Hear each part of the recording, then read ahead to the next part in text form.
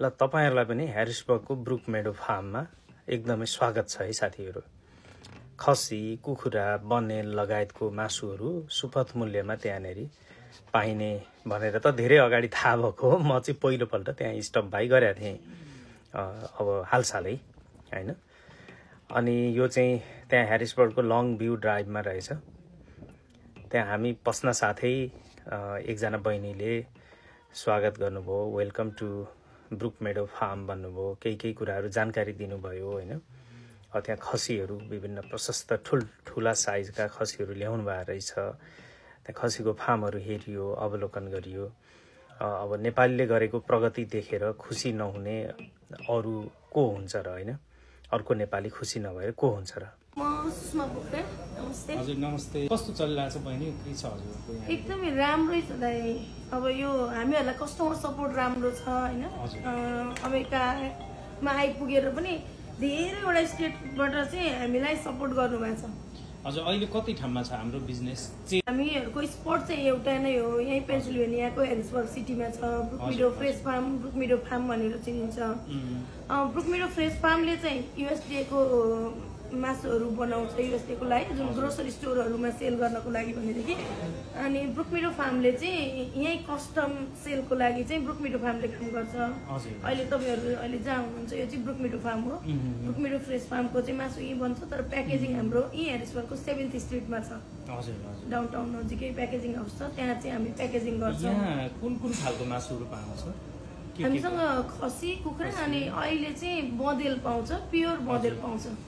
Pure बँदेल चाहिँ अघि मैले यहाँ भनेको कुरा गर्दै गरेर सुनेको थिएँ, टेक्सासबाट ल्याउँछौँ, जंगलमा समाएको हुन्छ के भनेर। त्यो कस्तो खालको बनाइनु हो तिनीहरु? यो प्योर बँदेल चाहिँ यहाँ पेन्सिल्भेनियामा खासै त्यस्तो धेरै पाउने भन्ने छैन।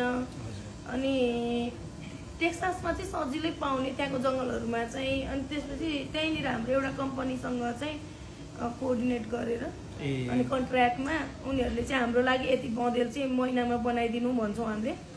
अनि त्यही अनुसार त्यहाँनिर जंगलमा पहिला केज राख्ने हो। अनि केजमा जति पनि बँदेलहरु गइसकेपछि हाम्रो स्पटमा ल्याएर तिनीहरुलाई सावर गराएर अनि त्यही किल गर्छौं। युएसडे को इन्स्पेक्टरहरु त्यही भएर इन्स्पेक्ट भएर पास भएर मात्रै बँदेल यहाँ आउँछ अनि हामी त्यसलाई चाहिँ प्याकेजिङ गर्छौं।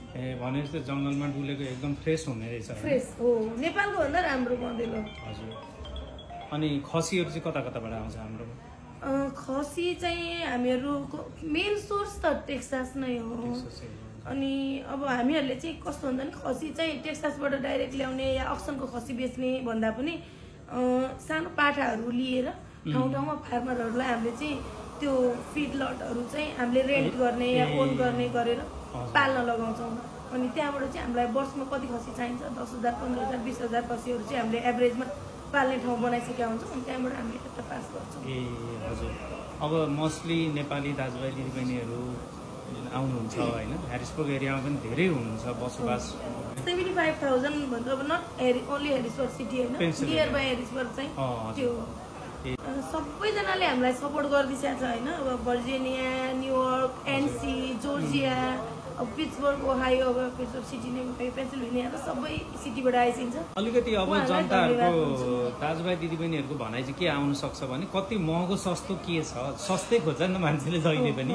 तपाईहरुलाई पनि फाइदा हुनु पर्यो हैन। भन्दाखेरि हाम्रोमा चाहिँ सस्तो महँगोको कम्पेरिजनमा चाहिँ के भन्न चाहनुहुन्छ? त्यस्तो भन्दा पनि खसी चाहिँ अब हामीले काम गरेको 2020 देखि हो। त्यो भन्दा अगाडि त मैले लगभग कृषि प्रधान देश नेपाल चाहिँ हो। नेपालमा के पनि नगरी आएर यहाँ आएर चाहिँ कृषि गरिरहेको हो मैले चाहिँ। त्यो भन्दा अगाडि म अरु नै बिजनेसहरुमा सामेल थिएँ, आबद्ध थिएँ। अनि 2020बाट गर्दाखेरि भनेको चाहिँ अब अहिले चाहिँ मलाई मार्केटको प्राइसहरु, खसी कसरी आउँछ, कुखुरा कसरी आउँछ, के चाहिँ प्राइस छ भन्ने कुरा चाहिँ थाहा भइसकेको छ। त्यसैको आधारमा नै हामीहरुले चाहिँ खसीको हेड भन्दा पनि वेट अनुसार सेल गर्छौं, जसरी हामीलाई आउँछ। हामीले यो फार्म रह्यो भने न अरु दाजुभाइहरु पनि आउनलाई यहाँ सम्भव हुन्छ। फार्मलाई टिकाउनको लागि एउटा रेन्ज राखेका हुन्छौं, तर एकदम हाई रेट भन्ने त्यो चाहिँ छैन हामीहरुको। किनभने एभरेजमा अब भनौं न जिउँदैको एभरेजमा पाउन्डको हिसाबले हुने भयो। अहिले तीनटा रेन्ज पाउन्ड प्राइस भन्न मिल्छ के? मिल्छ। त्यो चाहिँ हाम्रो गुगलमै पनि उहाँहरुले देख्नुहुन्छ हैन। सबैले अब यस्तो हुन्छ, तीनटा रेन्जको छ। यो खसीहरु चाहिँ अमेरिकामा सानो, ठुलो अनि मिडियम सबै साइजको खसीको रेट चाहिँ त्यो सानो खसी महँगो नै पर्छ हामीलाई नै मिडियम साइजको खसी त्यही अनुसारको हुन्छ अलिक ठुलो खसी भयो भनेदेखि सस्तो हुन्छ ब्रुकमेडो टिमलाई पनि हार्दिक शुभकामना छ अनि जतिले पनि यहाँबाट सर्भिस लिइरहनु भएको छ सर्भिस पाउनु पनि भएको छ उहाँहरूलाई पनि बधाई र शुभकामना छ विभिन्न दशैं तिहार कला कल्चर संस्कृति हाम्रो खानापिना सबै यसै गरी चल्दै जाओस् सबै खुसी रहौं सबैको उन्नति होस् भलो होस् प्रगति होस्